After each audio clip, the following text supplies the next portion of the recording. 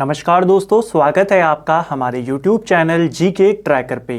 देखिए फ्रेंड्स, आज के इस वीडियो में हम बात करेंगे जो हमारी एक सीरीज़ है जीके रिवीजन सीरीज़, जिसमें हम जीके के प्रीवियस ईयर क्वेश्चंस को यहाँ पे कवर कर रहे हैं।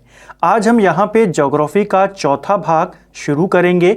अगर आपने इस सीरीज़ के प्रीवियस पार्ट्स को नहीं देखा है, आप उनको प्लेलिस्ट में जाके देख सकते हैं। इसमें हम प्रीवियस ईयर के क्वेश्चंस को बिल्कुल सीरियल वाइज यहाँ पे कवर कर रहे हैं। तो सारे क्वेश्चन आपको यहाँ पर प्रीवियस ईयर के मिलेंगे और साथ में एक्सप्लेनेशन के साथ मिलेंगे, जिससे आपकी जो थ्योरी वाले कॉन्सेप्ट हैं वो भी क्लियर होते रहें और चीज़ें आपको याद ऑटोमेटिकली हो जाएं, आपको रटने की ज़रूरत ना पड़े। तो चलिए दोस्तों, आज की वीडियो को शुरू करते हैं। आज का हमारा पहला प्रश्न है, निम्नलिखित में से सबसे प्राचीन पर्वत श्रृंखला कौन सी है। देखिए, इनमें से सबसे प्राचीन अगर आपसे पूछी जाती हैं तो अरावली हैं। ठीक है, सिर्फ इनमें से नहीं, अगर आपसे पूछा जाता है भारत की सबसे प्राचीन आप पर्वत श्रृंखला का नाम बताइए, तो भी आप अरावली का नाम बताएंगे। ठीक है, जो अरावली पर्वत श्रृंखला है, इसका विस्तार आपके गुजरात से होते हुए राजस्थान, दिल्ली तक ये पूरी फैली हुई है। ठीक है, लगभग 800 किलोमीटर के क्षेत्र में ये फैली हुई है। और अगर हम इसके काल की बात करें कि अरावली जो पर्वत श्रृंखला है ये कब कितने वर्षों पुरानी है, तो लगभग ये आपकी 60 से 55 करोड़ साल पुरानी ये अरावली श्रृंखला है। ठीक है, इसे आपको याद करना है। अरावली को लेकर एक क्वेश्चन बहुत इंपॉर्टेंट है जो आपको हर एग्जाम में देखने को मिल जाएगा। अरावली की सर्वोच्च चोटी कौन सी है? तो गुरु शिखर इसकी सर्वोच्च चोटी है। इसे भी आपको याद करना है। ठीक है, आपको क्वेश्चन बनेगा अरावली पर्वत श्रृंखला की सर्वोच्च चोटी बताइए, तो आप गुरु शिखर का नाम बताएंगे। ठीक है, नेक्स्ट है, भारत के निम्नलिखित प्रणालियों में से कौन सबसे पुरानी है? वही प्रश्न है। देखिए, इस सीरीज का यही फायदा है, हर बार मैं आपको कहता हूं सेम वही प्रश्न है, लेकिन पहले क्या पूछा? प्राचीन पर्वत श्रृंखला। यहां पर पूछ लिया पर्वत प्रणाली कौन सी है सबसे पुरानी, वही आंसर होगा हमारा अरावली पर्वत श्रृंखला। ठीक है, ऑप्शन ए।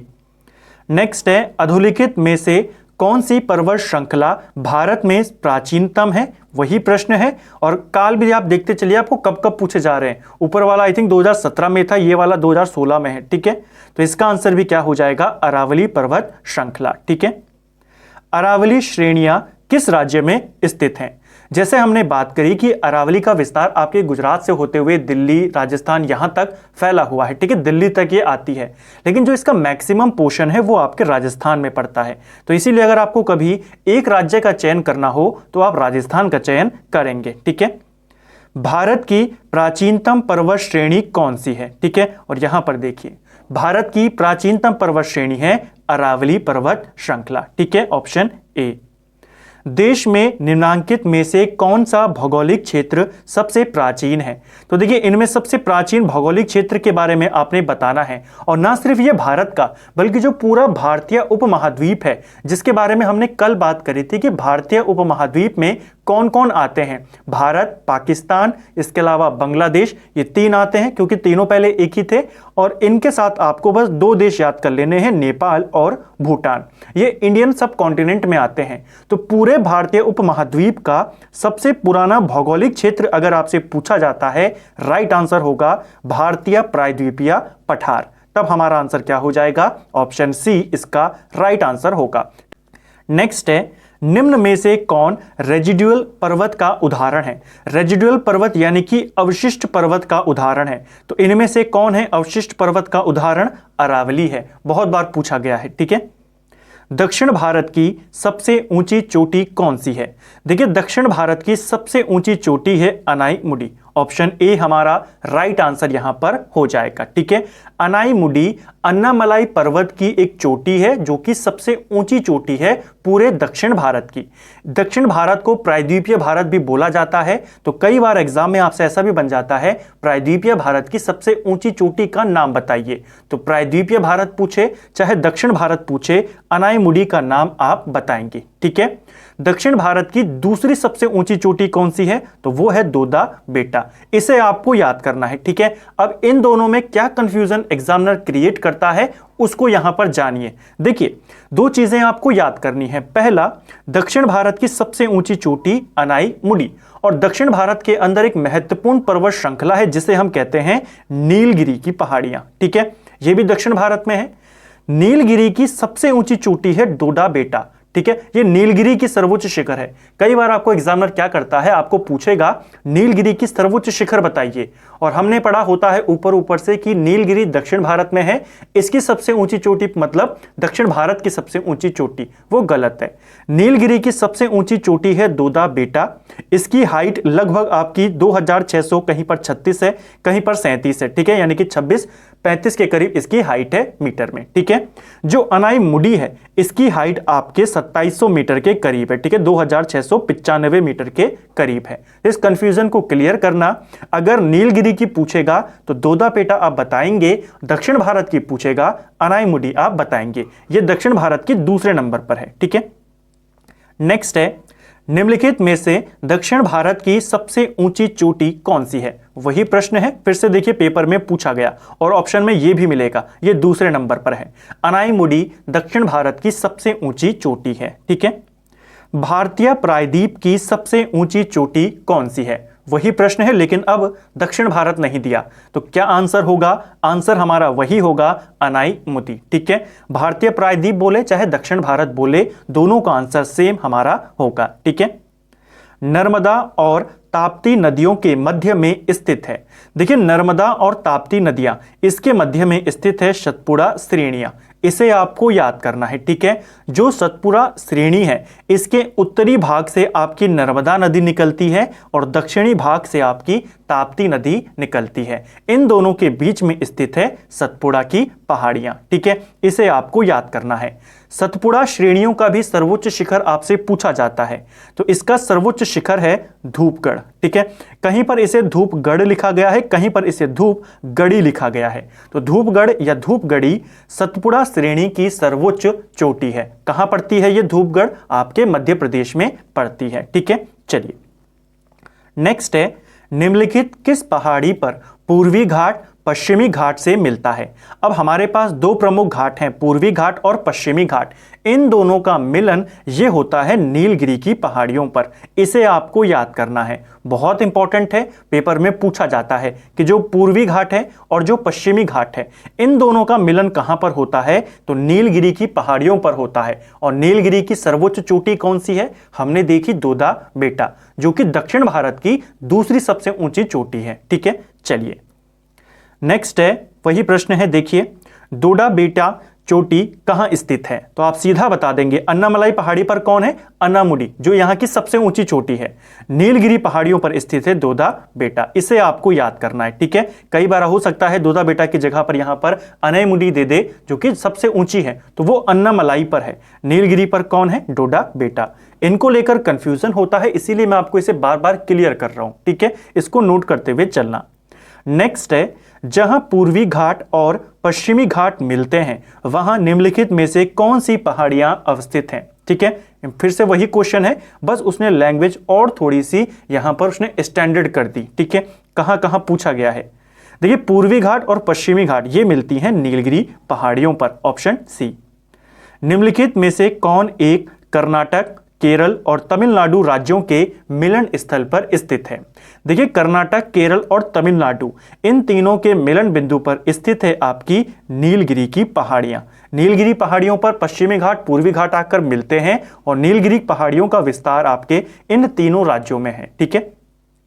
नेक्स्ट है हमारा, नीलगिरी पर्वतमाला जिस राज्य में स्थित है वो कौन सा राज्य है? अब अभी हमने देखा कि नीलगिरी का जो विस्तार है वो कर्नाटक, केरल और तमिलनाडु में है, ठीक है। लेकिन जो इसका सर्वाधिक विस्तार है वो तमिलनाडु में है, ठीक है। एक तो आपको ये याद करना है, दूसरा आपको अगर ये याद नहीं है तो आप केवल उन तीन राज्यों को याद रखें, केरल, कर्नाटक और तमिलनाडु। तो यहां पर आप ऑप्शन एलिमिनेट करके भी कर सकते हैं। अगर उनमें से भी कोई ऑप्शन में होता तब आपको तमिलनाडु उस तरीके से याद करना है कि सबसे ज्यादा विस्तार इसका तमिलनाडु में है, ठीक है।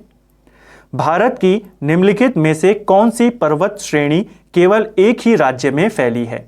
तो कौन सी पर्वत श्रेणी है इनमें से जो केवल एक राज्य में है? देखिए, अरावली भी अलग अलग राज्यों में फैली हुई है। सतपुड़ा की जो श्रेणी है ये भी आपके अलग अलग राज्यों में है। सह्याद्री ये पश्चिमी घाट का ही दूसरा नाम है और पश्चिमी घाट भी आपका बहुत से राज्यों में फैला हुआ है। ठीक है, केवल जो ये अजंता श्रेणी है ये केवल एक राज्य में है। और कौन सा राज्य है? महाराष्ट्र। ठीक है, जो अजंता श्रेणियां हैं ये केवल एक राज्य में विस्तृत हैं। ठीक है, महाराष्ट्र और कर्नाटक में पश्चिमी घाट को क्या बोलते हैं? देखिए, महाराष्ट्र, कर्नाटक और इसके साथ साथ गोवा को भी जोड़ दीजिए। यहां पर जो पश्चिमी घाट है इसे सह्याद्री के नाम से जाना जाता है। प्रश्न पेपर में बनता है कि पश्चिमी घाट को किस अन्य नाम से जाना जाता है? आप बताएंगे सह्याद्री, या फिर ऐसा बनेगा इनमें से किसे सह्याद्री नाम से जाना जाता है? तो पश्चिमी घाट, इसे आपको याद करना है। ठीक है, जो ये सह्याद्री है या पश्चिमी घाट है इसे दो भागों में बांटा गया है। एक है आपका उत्तरी सह्याद्री और एक है आपका दक्षिणी सह्याद्री। इन दोनों की सर्वोच्च चोटियां आपसे पूछी जाती हैं। ठीक है, जो उत्तरी सह्याद्री है इसकी सबसे ऊंची चोटी है आपकी काल सुबई, इसे याद करेंगे। और जो दक्षिणी सह्याद्री है इसकी सबसे ऊंची चोटी है आपकी कुद्रे मुख। ठीक है, इन दोनों को याद करेंगे। पहले क्वेश्चन यही बनता है, पश्चिमी घाट का अन्य नाम क्या है? आप बताते हैं सह्याद्री। फिर आपसे पूछता है उत्तरी सह्याद्री की सबसे ऊंची चोटी बताइए, दक्षिण की बताइए। तो उत्तर की है कालसुबई और दक्षिण की है कुद्रे मुख। ठीक है, चलिए, नीचे दिए गए कूट से निम्नलिखित पहाड़ियों का दक्षिण से उत्तर की ओर बढ़ते हुए सही अवस्थितगत यहां पर अनुक्रम आपने चुनना है। राइट आंसर क्या होगा? यहां पर राइट आंसर होगा ऑप्शन बी 1, 2, 4 और 3, यानी कि सबसे पहले आएंगी आपकी सातमाला पहाड़ियां। सातमाला पहाड़ियां आपके महाराष्ट्र के अंदर हैं। ठीक है, फिर आती हैं कैमूर पहाड़ियां, ये आपके मध्य प्रदेश के अंदर हैं। फिर आती हैं आपकी नागा पहाड़ियां जो आपके भारत और म्यांमार के बॉर्डर पर पड़ती हैं। ठीक है, और फिर आती है पीर पंजाल श्रेणी जो कि जम्मू कश्मीर में है। तो ये इनका सही क्रम है, इन्हें आपको याद करना है क्योंकि हमें दक्षिण से उत्तर की ओर चलना था। तो पीर पंजाल तो सबसे उत्तर में ही आएगा, ये तो क्लियर था। आप इसको इस तरीके से भी देख सकते हैं कि 3 नंबर लास्ट में कहां पर है, क्योंकि पीर पंजाल आप जानते हैं जम्मू कश्मीर में है और हमें दक्षिण से उत्तर की ओर चलना है। तो ये तो आखिर में ही आएगा, केवल एक में ही है, एलिमिनेट करके भी आप इसको कर सकते हैं। ठीक है, चलिए, कार्डेमम पहाड़ियां जिन राज्यों की सीमा पर स्थित है वो राज्य कौन से हैं? देखिए, कार्डेमम पहाड़ियां ये भी बहुत इंपॉर्टेंट है, पेपर में पूछी जाती हैं कि ये कहां स्थित हैं। कार्डेमम पहाड़ियां आपके केरल और तमिलनाडु की सीमा पर स्थित हैं, इसे आपको याद करना है। ठीक है, जैसे ये दक्षिण भारत का है, इधर से आपका केरल आ जाता है, इधर से आपका तमिलनाडु आ जाता है। ठीक है, तो यहां पर स्थित हैं आपकी कार्डेमम पहाड़ियां, इसे आपको याद करना है। ये जो कार्डेमम पहाड़ियां हैं यहां पर इलायची का बहुत ज्यादा मात्रा में उत्पादन होता है, इसीलिए कार्डेमम पहाड़ी को इलायची की पहाड़ियां या इलायची पहाड़ियों के नाम से भी जाना जाता है। आपको क्वेश्चन पूछ देगा इनमें से किस पहाड़ी को इलायची पहाड़ियां भी बोलते हैं? कार्डेमम पहाड़ियां। ठीक है, कहां है? केरल और तमिलनाडु में। ठीक है, नेक्स्ट है, भारत की दक्षिणतम पर्वत श्रेणी कौन सी है? तो भारत की सबसे दक्षिण की पर्वत श्रेणी अगर आपसे पूछी जाएगी तो ये होगी कार्डेमम पर्वत श्रेणी। ठीक है, ये भारत की सबसे दक्षिणी है और इलायची पहाड़ियों के नाम से भी जानी जाती है, जैसे मैंने आपको अभी यहां पर बताया। कहां पर है वो भी मैं आपको बता चुका हूं, केरल और तमिलनाडु के बॉर्डर पर है। ठीक है, शेवराय पहाड़ियां कहां अवस्थित हैं? ये क्वेश्चन एसएससी के अंदर बहुत बार पूछा गया है, एसएससी चाहे वो सीएचएसएल हो चाहे वो सीजीएल हो। ठीक है, जो शेवराय की पहाड़ियां हैं ये आपके तमिलनाडु में स्थित हैं। ऑप्शन डी हमारा राइट आंसर होगा। ठीक है, जो तमिलनाडु का पठार है उसी के अंतर्गत आती है शेवराय की पहाड़ियां। ठीक है, और कौन कौन सी आती हैं, क्योंकि शेवराय अगर पूछ ली तमिलनाडु से, हो सकता है अन्य भी पूछ ले।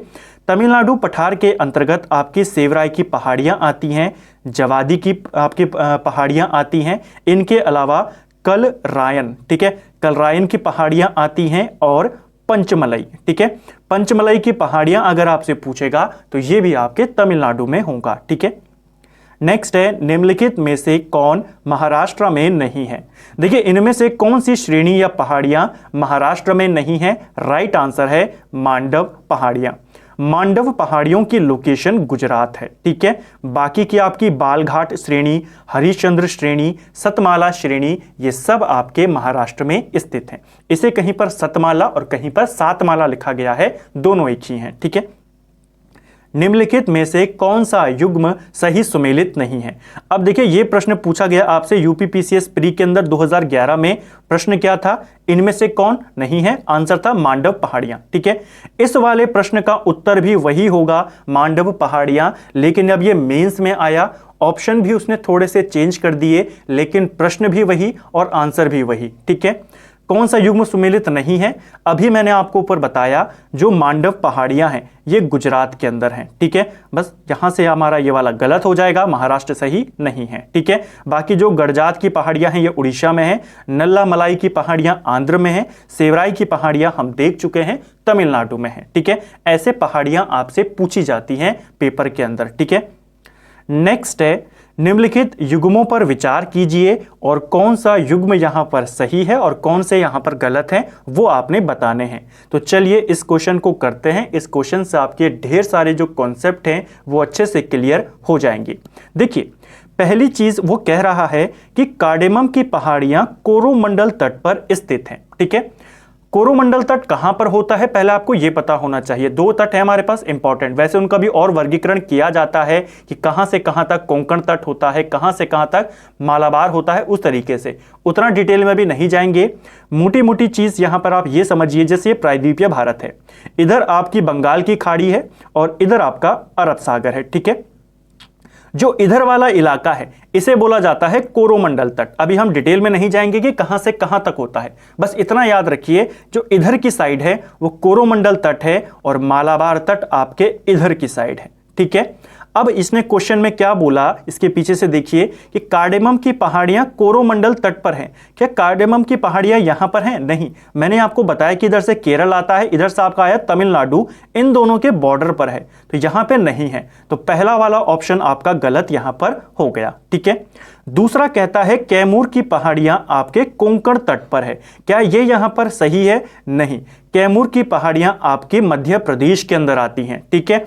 कोंकण तट आपके मालाबार तट की साइड में आता है, जो इधर आपका ये पूरा मालाबार वाला तट होता है। देखिए, मुंबई से लेकर गोवा तक, यहां से आपका पूरा महाराष्ट्र आ गया और यहां पर छोटा सा आपका गोवा आ गया, तो मुंबई से लेकर के गोवा तक का जो इलाका है उसे कोंकण तट बोलते हैं।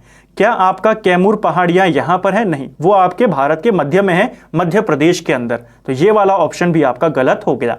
तो यहां पर आपको मालाबार तट, कोरोमंडल तट, कोंकण तट, इनके बारे में भी आपको थोड़ा सा जो मोटा मोटा आइडिया है वो आपको मिला, क्योंकि इसमें भी कई बार स्टूडेंट्स कंफ्यूज कर जाते हैं कि कोरोमंडल तट बंगाल की खाड़ी की तरफ है या अरब सागर की तरफ है, ठीक है। तो इसको आपको याद करना है, इधर आपका बंगाल की खाड़ी है तो कोरोमंडल तट और इधर आपका मालाबार तट। जब हम इसमें आगे प्रश्नों को कवर करेंगे सीरीज के आगे, तो आपको ये सारी चीजें डिटेल में भी देखने को मिल जाएंगी, ठीक है।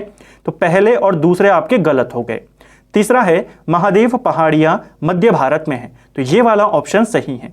जो महादेव की पहाड़ियां हैं ये आपके मध्य प्रदेश के अंदर आते हैं और मध्य प्रदेश आपके मध्य भारत में है, ठीक है। मिकिर पहाड़ियां, क्या ये पूर्वोत्तर भारत में है? तो ये आंसर भी बिल्कुल सही है। जो मिकिर पहाड़ियां हैं ये आपके असम में आती हैं, ठीक है। कहां आती हैं मिकिर पहाड़ियां?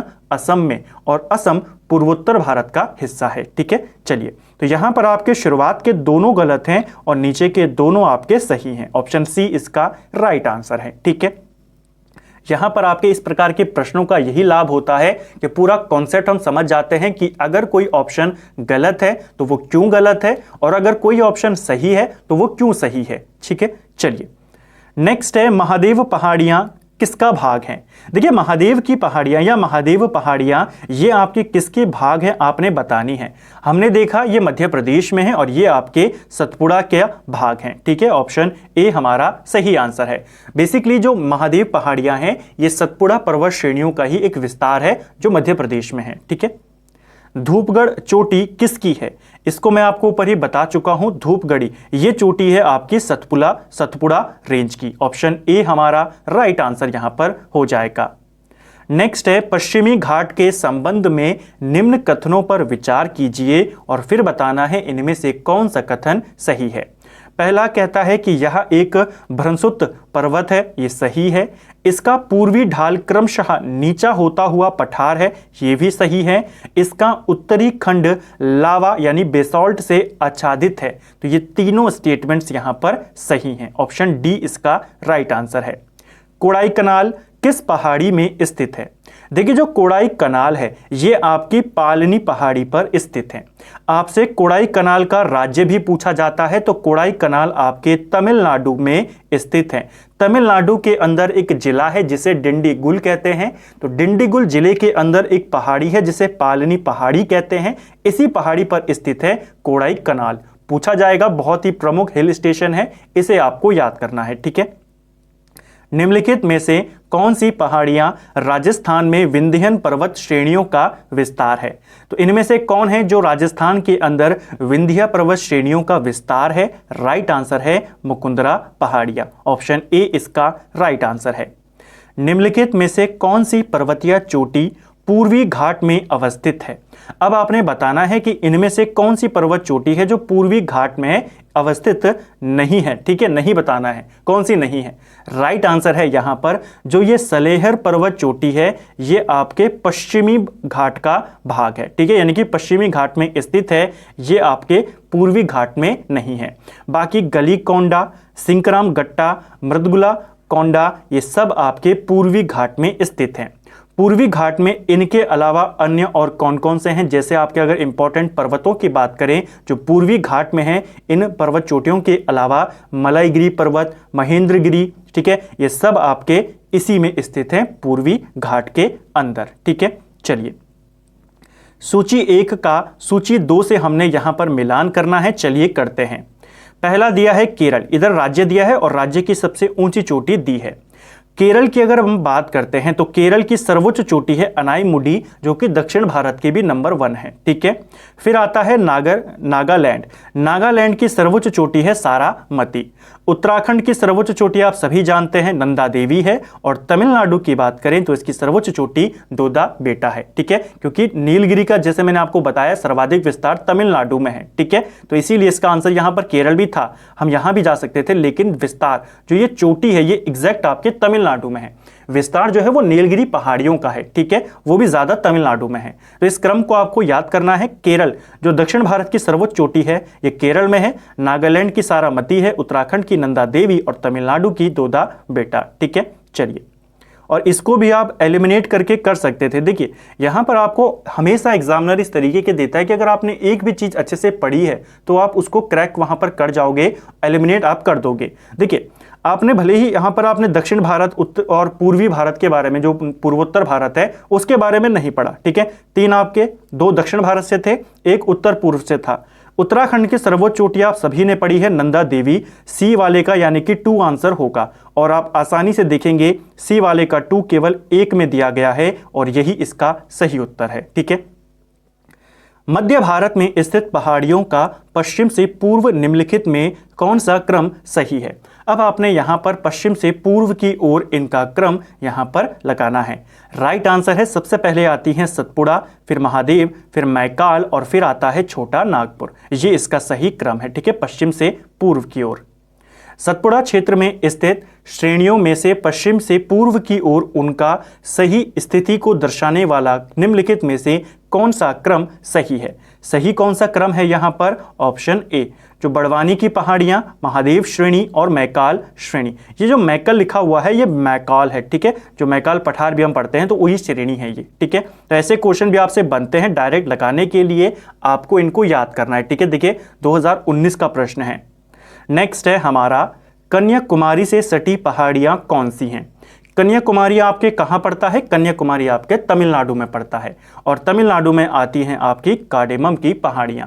केरल और तमिलनाडु की सीमा पर है ना, तो ये भी आपको याद करना है। ये कन्याकुमारी से सटी हुई पहाड़ियां भी हैं, इसे भी आपको याद करना है। ठीक है, ऑप्शन सी।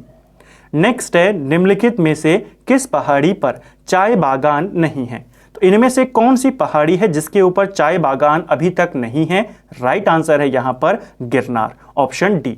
जो गिरनार पहाड़ियां हैं एक अपने में ही एक क्वेश्चन है, क्वेश्चन बन जाता है गिरनार पहाड़ियां भारत के किस राज्य में हैं? तो गिरनार पहाड़ियां आपके गुजरात में है, ठीक है। और यहाँ पर अभी चाय के बागान नहीं है, ठीक है।